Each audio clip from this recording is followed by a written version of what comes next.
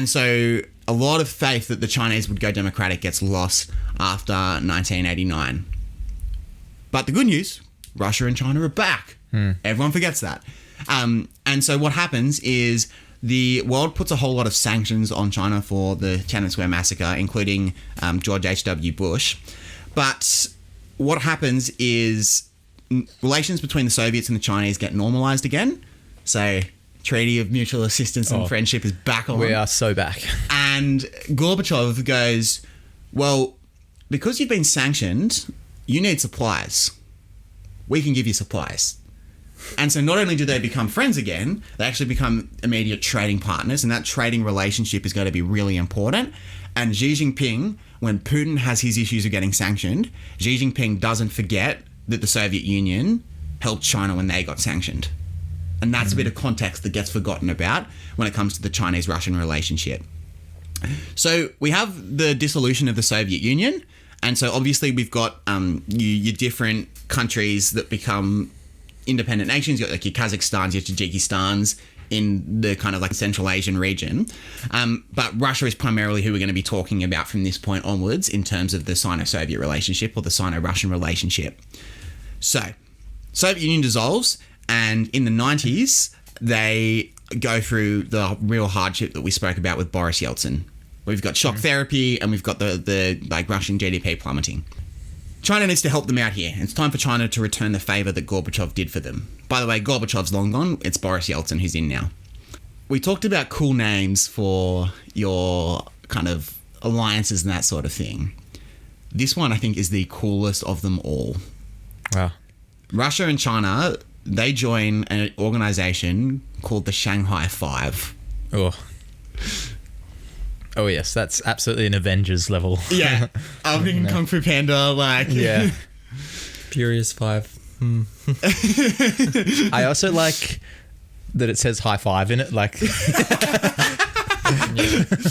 2, 3, 4. Shanghai Five. Yeah, I was like, that really rolls off the tongue. That, I was like, why does that sound... Oh, I know, of course. Probably around the... I mean, when did High Five get big? Is that early 2000s or late 90s? Friend's wife was on High Five as a kid. We were born 97, so... Okay, so early 2000s. Yeah. I feel like, it was... So do you reckon the High Five came about from the Shanghai Five? You got like some TV exec at Channel 10 being like, guys, hear me out here. Yeah, they just got the whiteboard out and they're like, Shanghai Five. No. And then he like wipes out the Shang part and like, oh, we could be on here. Like I said, nothing is off limits here. Let's just plumb all the depths of the earth to get our idea. It gets better though. So we fast forward to 2001 and they need a new treaty because they dissolved the old treaty between the Treaty of Mutual Assistance and Friendship. They come up with a new one. I think this one's even better. Oh my gosh. The Treaty of Good Neighbourliness and Friendly Cooperation.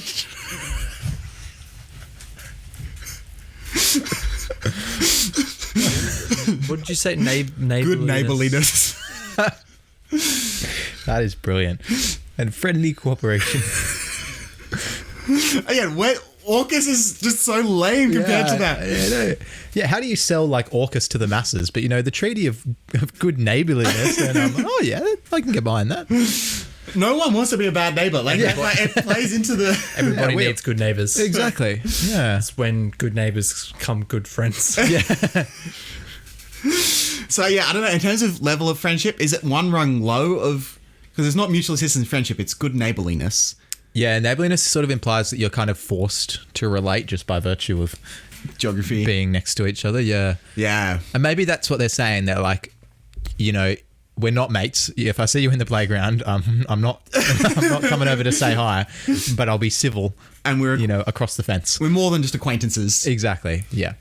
Okay, I'm gonna do some pretty rapid fire stuff to bring us up to speed with Putin. More than this does happen, but we just wanted to get all the context. We're not necessarily going to dive into Xi and Putin's relationship today, but we just wanted all the context so that you can understand everything going on behind Xi and Putin's friendship. Because the current analysis that I seem to see extends to they're both dictators and they used to have, one used to have red in the flag and the other has red in the flag. That's why they're friends. It's like, let's just hot horses here. So, Russia occupied part of Georgia in 2008. I don't know if you know or not. One of the forgotten. Again, I don't remember seeing this news story when I was grinding some Need for Speed Most Wanted. But this was a 2008 news story. Russia occupies Georgia. China's unhappy with this, and they express their dissatisfaction to Russia. Remember when our friend Victor went to Georgia? That is very That was random. Yeah. Anyway, that's all I wanted to say. Love to ask him Do you about want to go to Georgia and like USA and what's Tbilisi? That's a weird sounding part. But anyway, Russia occupies Georgia. China's annoyed at this because it happens in August of 2008. Cast your mind back. Shanghai. No, Beijing. Sorry. Beijing. Still about Shanghai 5. It overshadows the Olympics, and China's really annoyed that they've stolen again. Wow. So Blair Waldorf, Serena Vanderbilt are here. Like it's like the fashion show. Who gets the? Yeah, like. Steve Hooker's getting his world record in the pole vault, and all the while there's all this stuff going on. 8-year-old me, not a clue. And China's quite upset. Now, Xi Jinping isn't the leader at this point. Putin is now the leader of Russia. It's a guy called Hu Jintao. And Hu Jintao is basically expressing his dissatisfaction. He's like, whoa, this is a huge moment for... Like, remember how everyone boycotted the Moscow Olympics? And he was like, you remember how that felt? This is the chance for non-Western countries to come out of the woodwork here and host an event for the world. This has been a massive... It's basically China's coming out party as a kind of global player and not some isolationist nation. And Hu Jintao is quite upset that Putin's gone and done this in August of 2008. Putin's like, look... I can't schedule my military operations around when Usain Bolt. Believe me, I want to. It's a 10-second window, or less than 9.58 seconds. I want to watch that, but I can't. I can't play to the tune of your drum, so to speak. The next interesting thing is Hu Jintao is replaced with Xi Jinping, and there's a lot of concerns about Xi Jinping because people have gotten an idea that he's going to be a little bit more hardline than Hu Jintao. And that he saw guys like Jiang Zemin, Hu Jintao as kind of stabilizing influences on China after the chaos of Mao. But now it needed someone with vision to take them forward as a global player again. And people knew that this would be Xi Jinping. And he was actually from a different faction to Hu Jintao in the Chinese Communist Party. So, Putin and Xi strike up a really good friendship. And for them, it's not just neighborliness. They actually by all accounts, seem to love when Russia gets booked into the calendar. It's like, oh my boy, we're on. We're on. Kick ons? Question mark. Yeah. Their Pro Clubs team would be pretty strong, I imagine. So, Xi Jinping, his big thing is the Belt and Road Initiative.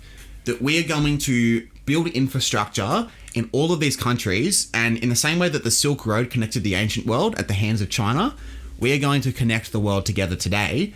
So we've got the maritime belt. So we'll create ocean passages where we can ship stuff to you, and we'll create the road, which will be a trade network and a network of infrastructure that we build in other countries.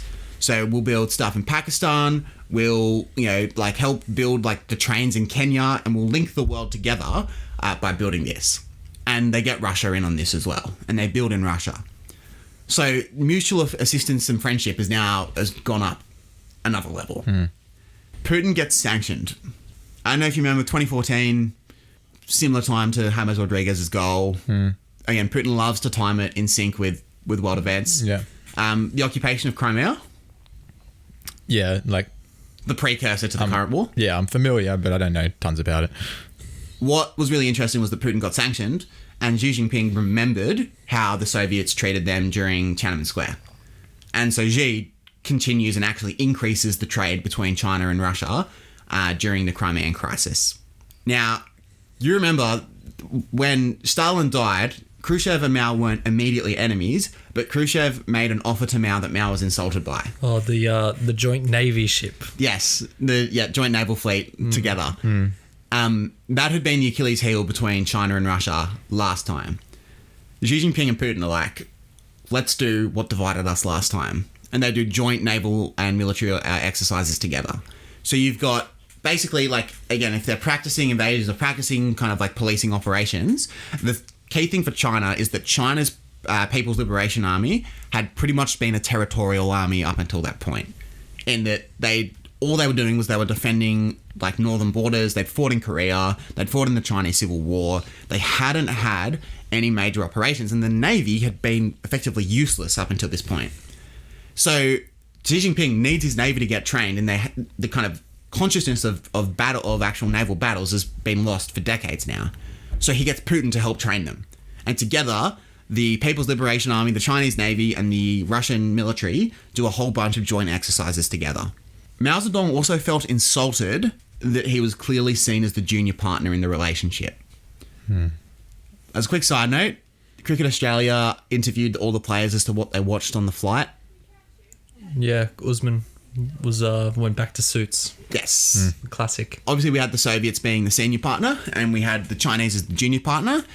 Now the tables have turned, and we have China very much as the senior partner, but Putin as the junior partner. Now, Xi Jinping, as a kind of study of history, remembered how Mao Zedong felt being treated as the junior partner, and then that drove a wedge in the relationship. So Xi Jinping never is like a man of the people, never operates as the senior partner in the relationship. He is always saying we're equals, we're co-heirs, and he never gives Putin we're the more powerful nation treatment, and has all the time of day for Putin. And that is crucial because he does not want to alienate Russia by having Putin believe that his opinion isn't valued in the relationship. Putin just wants to be heard. Yeah. You know, he just...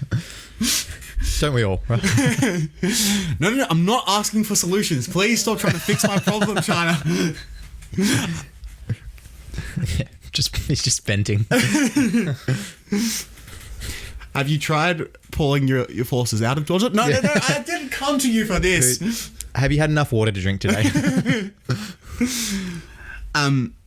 So Russia are huge suppliers of oil, and the Chinese became huge importers of Russian oil. This is really important because where does most of the world's oil come from? Middle East. Which is controlled by? Middle Eastern countries. He's good.